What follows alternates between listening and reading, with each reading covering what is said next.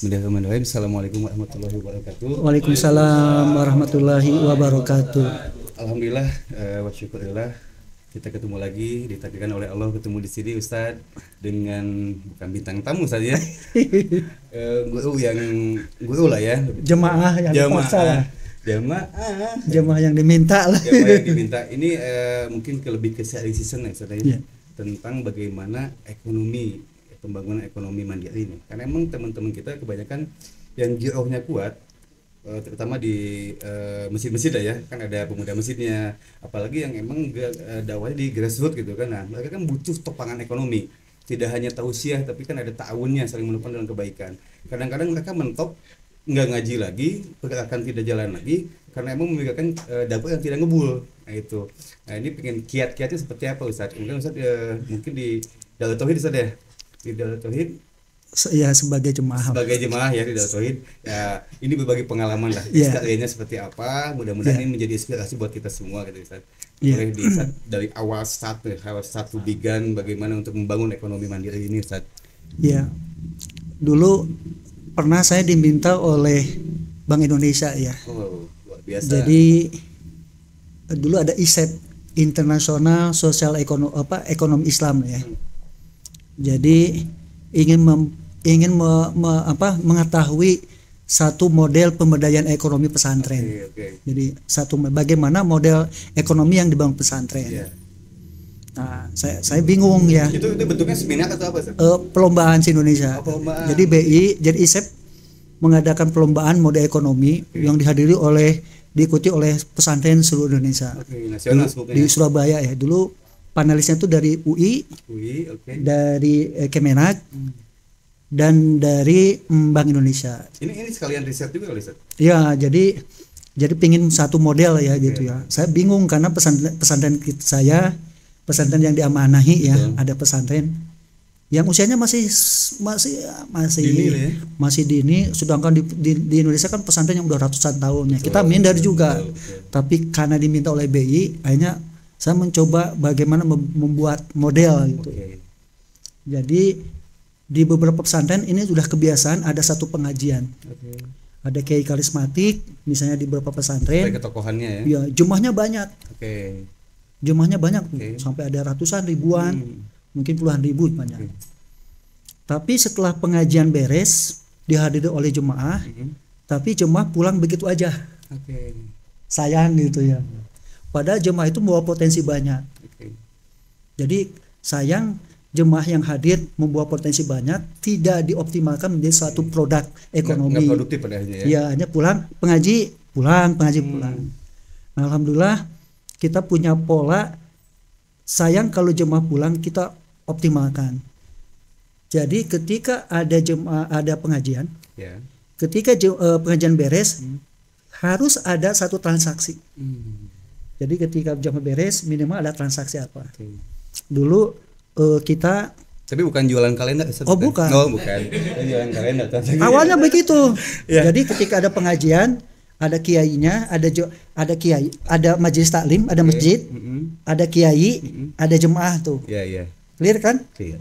Nah, ketika jemaah pulang harus dioptimalkan. Awalnya hanya jual air mineral dulu, aqua aja. Awal itu tidak ada. Minimal pulang ada transaksi.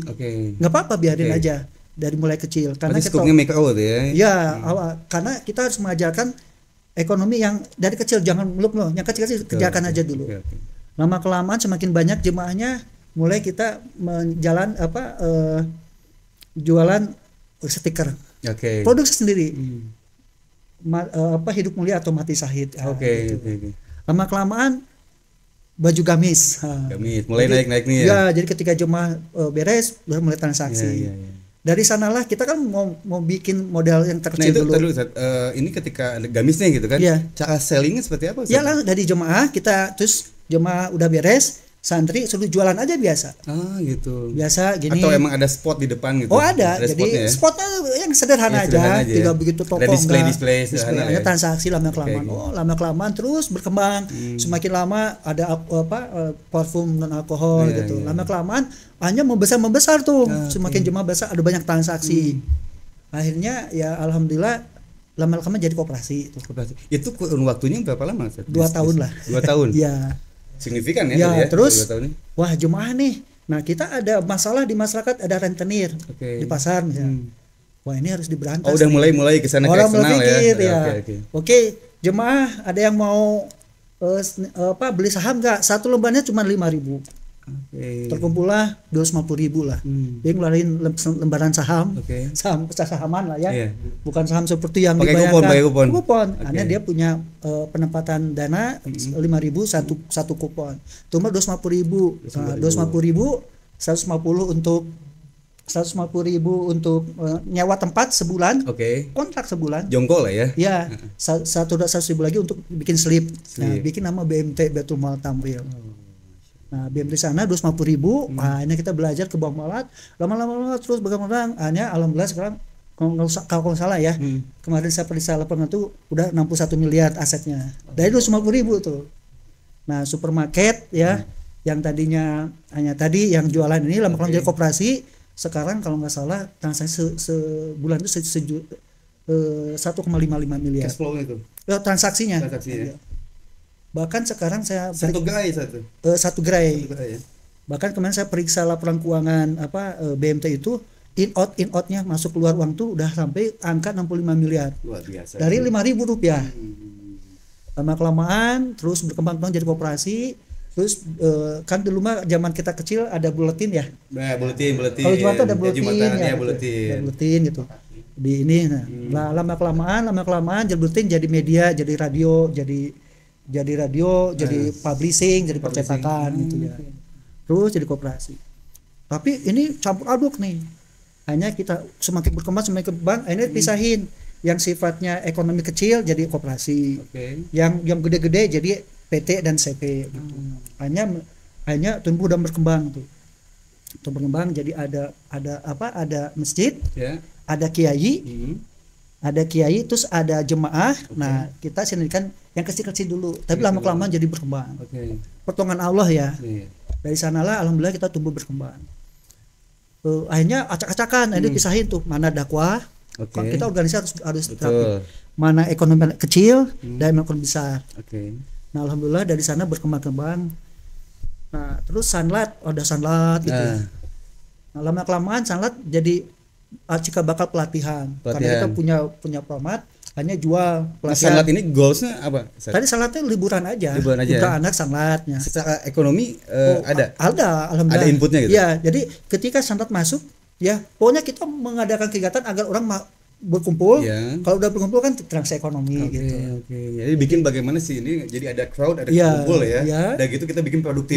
Produktif. Lama kecil-kecil dulu sanlat, lama-kelamaan kita punya format bikin pelatihan. Kita jual ke kereta api, jual. Nah, di sanalah mulai kita punya pendapatan pesantren. Pesantren, dari sana kita ngebebasin lahan gitu ya. Untuk memperluas pesantren itu. Nah, lama-kelamaan udah banyak hanya dari pelatihan ini jadi pendidikan formal. Dulu TK dulu. TK dulu. Ya kecil-kecil kita nggak bikin banyak. TK dulu yang bisa dimudahkan. TK 11 tahun mungkin ada sekolah. Sekolah. Nah, kalau udah banyak orang ya, banyak orang ini akhirnya ini bisa dikembangkan sehingga kita ada sekolah boarding nih. Ya boarding school ya. Boarding school artinya kalau sekolah itu berarti kan ada makan, ada laundry, cateringnya, laundrynya. Hanya uang itu nggak boleh keluar nih, harus muter di sana. Hanya karena ini hanya kita bikin CV. Kalau mohon maaf ya, ini mohon maaf di beberapa tempat ini tidak semua. Ketika pesantren berkembang kan biasa ini cateringnya bagus nih, anak kiai pertama. Kebanyakan media itu kayak gitu. Enggak, saya enggak nyatakan kebanyakan. Ada ya. Ketika ada supermarket berkembang, ini anak kiai kedua. Nah, kalau kita enggak boleh. Kita dilembagakan. Nah, saham mayoritasnya adalah milik pesantren. Saham kedua adalah milik santri lewat koperasi. Koperasi kan santri anggotanya. Bentuk detailnya feedback buat santri itu apa bentuknya? Artinya saham usaha ini misalnya kita tadi makan nih, ada makan, akhirnya bikin food bikin catering ya. Dan karena di sana ada makan pagi, siang dan malam. Karena siswa semakin banyak nih. Ada dulu mungkin sekitar berapa ratus. Kebayang kan? Manusia. Nah, ada usaha di sana, kita bikin CV. Oke. Di lembaga ini. Ya, ya. Sahamnya adalah milik pesantren. Dan kedua milik santri diwakili oleh koperasi. Oleh koperasi, oke. Nah, sehingga nanti kedepannya nanti ketika misalnya kiainya meninggal kan tidak ribut. Kebanyakan udah tersistem ya. Ada satu tempat ya, ketika kiainya meninggal hanya ribut kan, karena nggak dilembagakan. Jadi kalau ini bukan dinasti lah ya. Ini dilembagakan, clear kan? Iya, betul. Dan dilembagakan. Terus ngebangun terus pesantren itu. Nah, kita pingin bikin anak perusahaan kontraktor. Tetap sahamnya milik yayasan dan santri ya. Tetap kita bikin pasar regulasi. Kalau ngebangun nggak boleh keluar. Nah, terus maaf potong. Ini tadi akan ada kata milik santri ya. Iya. Feedback untuk personal santrinya apa? SAU nanti ketika koperasi. Kan nanti perusahaan ini akhir tahun kan ada RUPS, dividennya. Nah, dividen itu dikasihkan pemilik saham. Pemilik sahamnya ke yayasan dalam bentuk dividen, kalau ke korporasi dalam bentuk dividen, tapi nanti dicatat sebagai SAU, sisa hasil usaha yang akan dibagikan kepada santri sebagai anggotanya. Bentuknya fisik cash. Iya, cash. Jadi santri itu ada penyampaian bagi untuk pengaturan santrinya. Ini kan santri itu ada yang lulus, ada yang masuk lagi. Santri di kami beda, ada dua. Ada santri program, ada santri karya. Nggak ada santri kalong, nggak ada. Santri kalong ada ya, santri karya. Santri program. Ada program yang belajar keluar. Ada santri pengelola. Pengelola ada itu. Ya, ada pengelola. Jadi kita memisahkan ada santri program, ada juga santri pengelola. Nah, santri pengelolanya itu digaji ya? Iya, didapatkan di dinas tenaga kerja. Betul. Dia ada gaji UMR ya, UMK, bahkan ada pensiunnya kalau keluar. Jadi dibuat ada pensiunnya? Ada. Dipisahkan mana santri program yang nanti lulus gitu ya. Ada santri karya di sana. Dia kita seperti ada kerja biasa, digaji, masuk jam 7:30, pulang jam. Ada aturan tenaga kerja. Ada aturan mainnya itu ya. Nah, lama-kelamaan itu. Terus nanti misalnya ngebangun terus, kita bikin PT kontraktor ya. Kontraktor. Nah. Itu santri pun ada yang dilibatkan ya, yang pengelola itu. Santri pengelola ya, itu profesional ya. Jadi ketika lembaga ini, santri ini belum bisa menguasai, kita biasanya mengambil tenaga ahli dulu. Di sana transfer knowledge. Dikasih ahli terus 2 tahun baru nanti dilepas itu. Pendampingan dulu sampai edukasi ya. Ya, terus nanti bikin perusahaan apa lagi misalnya dari catering, terus perencanaan, karena perencanaan setelah keluar terus kita bikin sendiri. Nah, perencanaan itu biasanya ada 5 tahun kah, 10 tahun ya kah? Jadi kalau ngebangun itu kan ada perencanaan, ada kontraktor, ada pengawas. Nah, ini kita punya. Jadi kita bentuk pasar regulasi. Jadi pasar regulasi adalah pasar yang dibentuk oleh pesantren agar uang itu tidak keluar. Pokoknya kalau makan gak boleh kemana-mana, ke sini. Sambil kita mendatangkan tenaga ahli. Walaupun awal mungkin ada percobaan, tapi kalau ngebangun gak nyangkutnya ke sini. Jadi uang tuh muter di sana. Muter terus di sana, gak boleh keluar gitu ya. Jadi emang ngebangun ekosistem ya, bagaimana untuk sustain lah situ ya. Jadi kita punya kawasan. Jadi kawasan wakaf terpadu. Di sana ada masjidnya, ada ekonominya, ada pendidikan non formalnya, ada pendidikan formalnya. Jadi namanya kawasan wakaf terpadu. Di sana sudah surplus. Ekosistemnya surplus semua. Berbasis wakaf, tanahnya tanah wakaf sana. Udah kawasan wakaf terpadu kan udah ada semuanya ya. Betul. Ada media, ada semua segala ada di sana lah.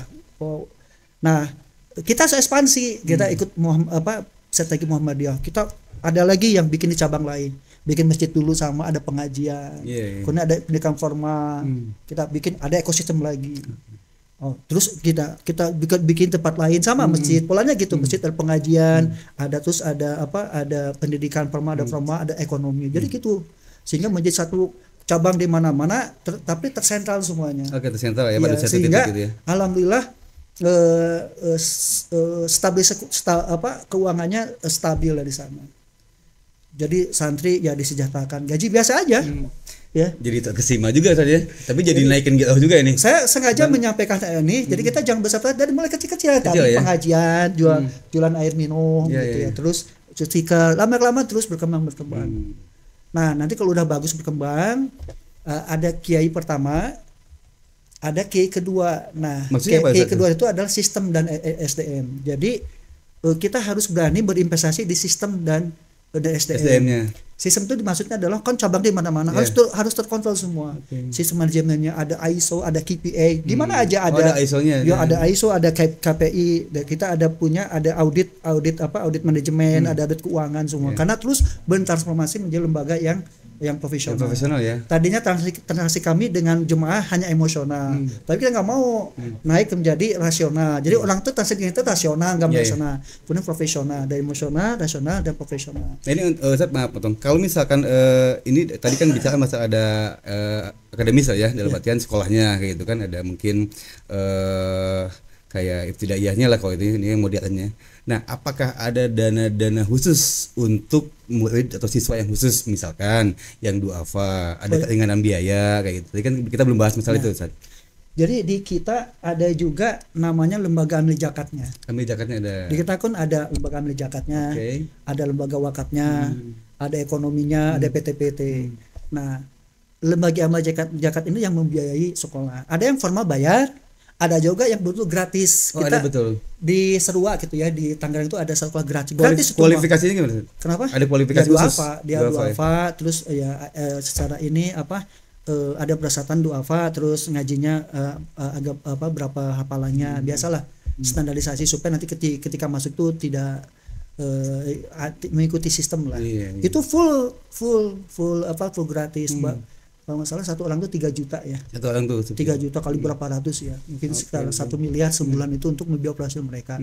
Ada yang bayar, ada yang memang gratis semua. Ada yang full, ada yang berapa persen ya? Dari mulai satu kawasan di tempat ini kemudian ekspansi ke beberapa titik. Sekarang tuh nggak usah 36 lah ya. Luar biasa. 36. Itu di beberapa provinsi? Ya di provinsi ada di Aceh, ada di Kalimantan, ada di Sumatera, ada di Jawa Barat, dari beberapa provinsi lah. Berarti Ustaz punya 36 nih ya titiknya. Nah, itu dengan tim bukan saya aja. Titik apa maksudnya 36? Ada tim. Lebih dari 4. Nah, nanti lama-kelamaan udah kalau tadi kan kita harus berani berinvestasi di sistem dan SDM. Karena jadi sistem jadi sekarang udah sistem manajemen dulu yang akan mengontrol semua. Ini udah jauh nih tadi ya. Kita coba review ke basic lagi. Ini kan ketika tadi memulai usaha mandiri ini. Nah, tadi yang belum kita bahas adalah kapital. Modal. Itu yang modalin siapa dulu saat awalnya? Ya, kita punya produk jasa. Yang produk jasa ini sebenarnya akhirnya bisa dijual ya. Oke, bisa dijual. Ya, seperti pelatihan. Ada yang support itu ya produk ya. Ada pelatihan. Kita bikin produk-produk ya, jasa. Bikin ada pelatihan kan dijual ya. Seperti kita punya namanya produk MPP ya. Masa persiapan pensiun. Jadi kita produk yang tadi mulai dari sanlat, kemudian jadi pelatihan ya. Terus menjadi PT, ini dijual produknya. Itu santri keemasan itu ya kali ya. Itu masa informal. Lagi. Artinya dijual kepada alhamdulillah banyak klien-klien dari beberapa BUMN. Jadi sebelum pensiun 2 tahun disekolahkan ke kita. Nah, dari sanalah kita ada modal itu ya. Terus dari iuran siswa gitu ya, yang berbayar gitu ya. Itu modal nanti ketika ada bagus, kita punya sistem laporan keuangannya audit semua. Nah, itu biasanya para investor perbankan tuh pada datang ya. Bahkan ditawar-tawarin gitu. Ini enak, tapi kita akan membuat ini ya. Jadi polanya permodalnya banyak dari perbankan, dari donatur juga ya, dari pola-pola manajemen ya. Contoh misalnya kita punya tanah wakaf. Ya. Nah, tapi nggak punya uang untuk membangunnya. Tanahnya aja, ya. Tapi nggak punya uang untuk ngebangunnya. Bingung kan? Itu kalau saya lihat rencana misalnya itu memerlukan dana sampai 5 miliar untuk membangun itu. Di tanah itu wakaf ya, itu. Gitu ya, oke. Nah, gimana sih? Nah, caranya gimana? Nah, bisa banyak, bisa BOT kayak gini. Saya panggil beberapa program. Nah, artinya beberapa program ini punya program nggak? Oke. Perlu apa? Perlu kamar sekian. Oke. Mau nggak saya bangunin? Tapi bangunin, tapi ke internal juga bukan keluar. Internal dulu ya. Punya program, oke. Mau nggak perlu apa? Ya Pak, ini program bagus tapi terbatas, kelasnya, gedungnya terbatas. Oke. Dari produk ini bisa menghasilkan berapa? Oke, saya bisa sewa 100 juta per bulan. Misalnya gitu ya. Oke, kalau gitu 100 juta saja per bulannya oke. Langsung saya ngajuin ke perbankan. Perbankan, saya punya ini mau ngebangun perlu 5 miliar. Nah, angsurannya dari PT dari jasa ini. Nah, udah gitu ke perbankan ngajuin. Nah, oke. Saya pengen grace period 5 bulan karena si GKT belum mulai. Iya. Okay. Jadi ketika ini ngajuin grace period misalnya 6 bulan, 7 bulan. Nah, ngebangun kan 7 bulan tuh, belum bisa menghasilkan. Okay. Nah, udah 7 bulan, berarti kan diisi sama program ini. Kemudian kan bisa menghasilkan 7 bulan. Mulai. Dari sanalah produk ini menyicil menyicil ke bank.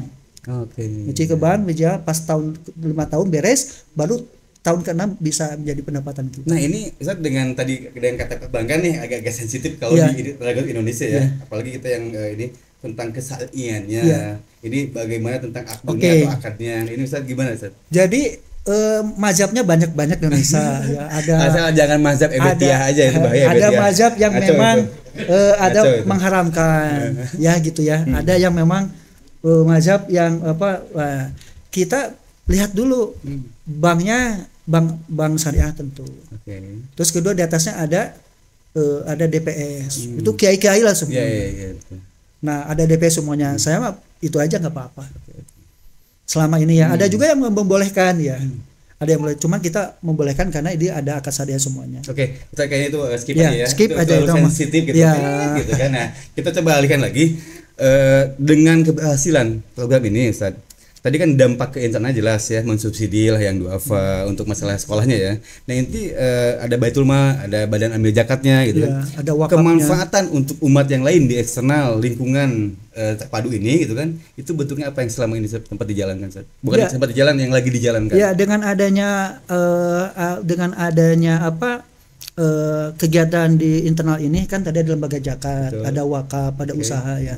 Contoh lembaga zakat aja. Alhamdulillah dengan kita membuat satu produk-produk pemberdayaan kemudian dijual ke masyarakat, ada donasi, alhamdulillah kita bisa membiayai beberapa program. Contohnya, di masyarakat tuh? Oh iya, sampai kita ke Palestina. Oh iya, Masya Allah. Kita boleh juga saat itu. Ke Palestina. Saya kemarin sempat ke Palestina memberitahukan ke Gaza ya. Ke Gaza ya. Jadi di sana kita bikin sekolah. Di sana kita bikin masjid. Di sana kita bikin pabrik air. Di sana kita kemarin beberapa orang-orang nggak sempat masuk ke Gaza, kita bisa ya. Ya, kita kerjasama dengan kerajaan Jordan ya. Kita lewat Jordan lewat tentara Jordan ya, kerajaan Jordan. Kita B2B dengan Jordan. Kita beli kan dulu nggak bisa ya, lewat Rafah nggak bisa. Kita lewat kerajaan karena ada perjanjian antara Israel dengan Jordan. Kita lewat kerajaan, kita beli parasut dari Indonesia. Sekarang dikirim parasut 94 untuk mengirimkan bantuan lewat parasut. Itu akibat kita mengelola lembaga itu. Ya, terus kita tadi sekolah gratis. Terus kita memberikan beberapa program santunan. Kita setiap bencana 1 jam ada di sana. Jadi banyak program-program yang ini kita beli, misalnya mohon maaf ya, ini kita beli gereja di Australia, diubah jadi masjid, jadi Baitul Quran ya. Terus kita ada di Somalia, kita bikin air ya. Boleh terus buat tenaga SDM ini banyak yang siap kayaknya jadi manfaatnya. Jadi kita harus menebar kebaikan ke seluruh pelosok negeri. Nah, ini kan tadi sampai ke Palestina Ustaz. Ya, ke Palestina, ke Ethiopia, ke sini. Afrika dan lain-lain gitu kan. Nah, ini untuk di masyarakat yang dekatnya nih gitu kan. Tapi bentuknya seperti apa Ustaz? Kita punya zona model. Jadi kalau misalnya ada orang yang sekolah di kita ada potongan. Terus kita ada dana untuk masyarakat di sana, pemberdayaan, ngasih modal. Terus kita punya misalnya program kurban ya, buat banyak ini sana. Apakah ini ke masyarakat itu kita mencari tahu yang membutuhkan gimana, atau kita punya beliau ini yang masyarakat ini mengajukan proposal dulu punya pemetaan ada mappingnya di situ ya. Di sana kita ada berapa masjid kita bina. Ada gurunya kita taruh di sana, Qurannya, karpetnya ada semua. Jadi kita ada program zona model. Tapi itu general ya, tidak non golongan maksudnya.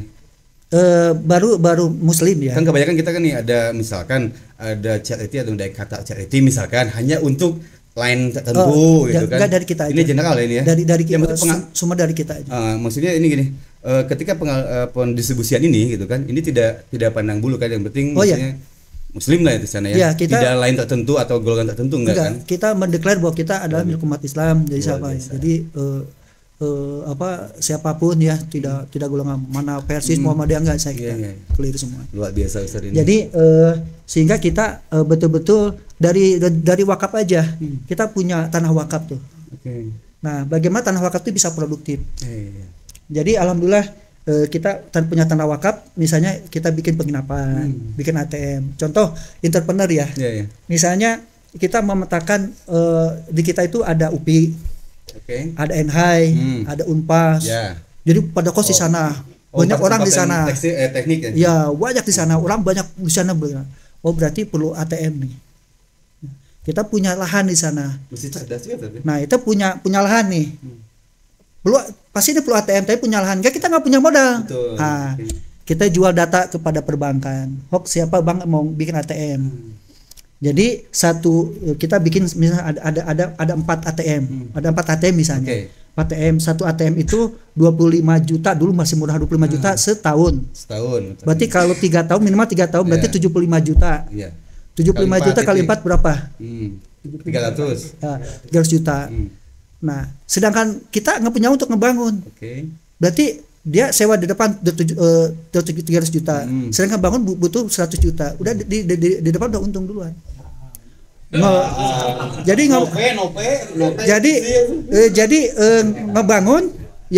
ngebangun kita punya, tapi pakai jual data kita punya 100 juta untuk ngebangun, kita punya 200 juta di awal, udah punya untung. Jadi istilahnya socialpreneur atau entrepreneur. Nah, ini kan di depan nih, nanti return-nya tiap bulannya gimana? Enggak, setahunnya di kontrak. Setahunnya ya. Jadi nanti tahun ini terus berpanjang terus. Jadi banyak hal-hal yang kita punya, harus jiwa entrepreneur ya. Seorang ini harus punya jiwa entrepreneur supaya bisa membiayai beberapa kebutuhan. Betul. Jadi banyak BOT, terus sukuk, banyak produk-produk untuk membiayai pesantren. Jadi kan zakat itu kan menurut Bappenas itu potensinya 300 triliun se-Indonesia. Bappenas tuh. Iya, cuman 10% wakaf produktif tuh. Nah, kita alhamdulillah wakaf itu tadi ada ATM, ada penginapan, ada gedung-gedung, ada properti. Tapi penginapan syari ya, Syari. Ya syari. Jadi surat nikah. Jadi dari sanalah dari wakaf ini kita saya dulu menghasilkan itu sebulan disewa-sewain itu hampir 750 juta sebulan. Sebulan ya? Ya, 750 juta. Wakaf itu. Gaji dewan wakaf itu. Nah, 750 juta ini ya 10% untuk operasional, 50% untuk makop alaih tadi untuk amal, ngasih beasiswa, ngasih apa. Nah, 40% lagi untuk reinvestasi lagi. Kita misalnya ada tanah di ini, kita beli lagi. Jadi bangun. Jadi terus tumbuh dan berkembang. Jadi wakafpreneur. Jadi bedanya dengan PT kan enak wakafpreneur itu. Kalau wakafpreneur itu kan semakin untung, semakin banyak umat yang diinikan. Kalau PT itu kan kalau misal untung ya pada pemilik modal. Kalau ini umat yang yang diuntungkan. Karena ladinya ke umat lagi untuk dampaknya ke situ ya. Jadi begitu. Tadi berapa persen tadi? 40% buat 10% untuk operasional, 50% untuk makuf alaih. Ya. Kebermanfaatan, 14% lagi untuk reinvestasi. Bisa itu dijadikan sebuah acuan sistem bagi para suami nih buat istrinya, Ustaz. 10% cepengan salah kima gitu kan, sisanya kayak itu kan. Oh, bagi suami mah kalau dapat untung ya, ini kasihkan ke semua istrinya. Terus gimana hasilnya? Harus bisnis dong. Harus bisnis ya, betul ya. Saya alhamdulillah kalau ini saya kasihkan istri semua. Oh gitu. Iya. Ustaz, dan buat bensin gimana nanti? Saya dengan Allah SWT, saya harus bisnis. Allah. Saya kan punya bisnis juga. Ini. Bisnis saya. Jadi ada bisnis pakai uang orang lain. Pakai tenaga orang lain dan pakai waktu orang lain. Oh, ini kalau duel itu bagaimana memanfaatkan tenaga lawan ya? Iya, jadi kalau bisnis itu saya kan ada fokus di amanah ya. Tapi karena saya memang dulu pernah ada ini, jadi bisnis itu pakai uang orang lain, nggak usah pakai modal, pakai uang orang lain, pakai tenaga orang lain dan pakai waktu orang lain. Kita membuat di awal aja pendanaan bisnisnya. Semua delegasikan semuanya. Nah, saya mah itu istri ke semua. Saya mah dengan itu aja. Jadi semua delegasikan orang yang ngerjain. Jadi ada yang ngerjain semuanya gitu. Tapi sistem bagi hasil.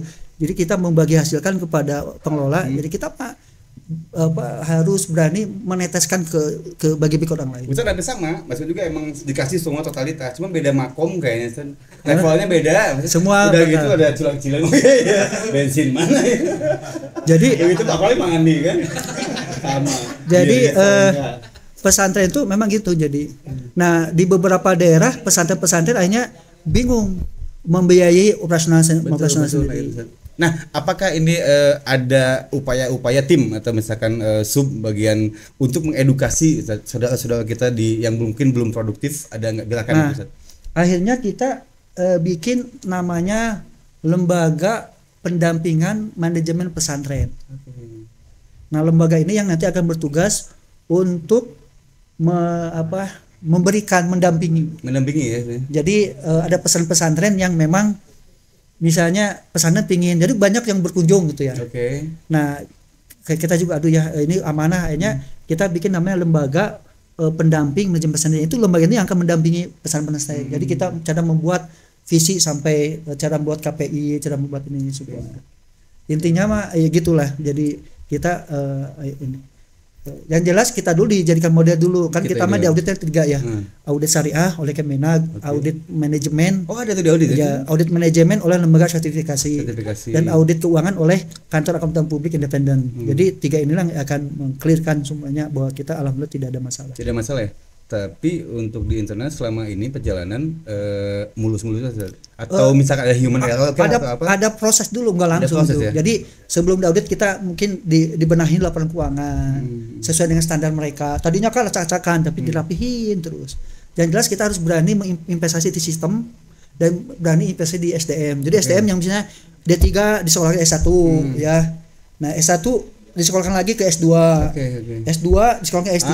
Itu investasi SDM ya. Iya, jadi orang-orang kita di jadi kita nanti pun ke depannya tidak butuh tenaga ahli lah ya, dalam artian ini udah cukup juga gitu kan. Ya dari sana kita investasi di sana di sekolah lain. Alhamdulillah ada beberapa yang udah doktor ya. Jadi konklusinya untuk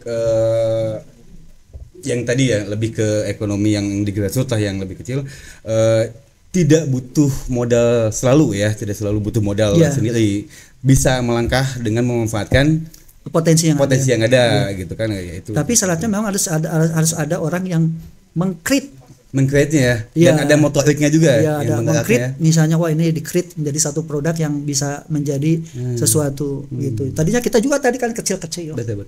Jadi mulai dari kecil. Ini menarik sekali Ustaz. Cuman ya itu waktu ya, mungkin mudah-mudahan nanti mungkin satu lagi. Gimana Ustaz? Boleh. Satu lagi kenapa penting sistem SDM dan sistem bagaimana pentingnya SDM dan sistem. Jadi saya kenapa berpikiran begitu?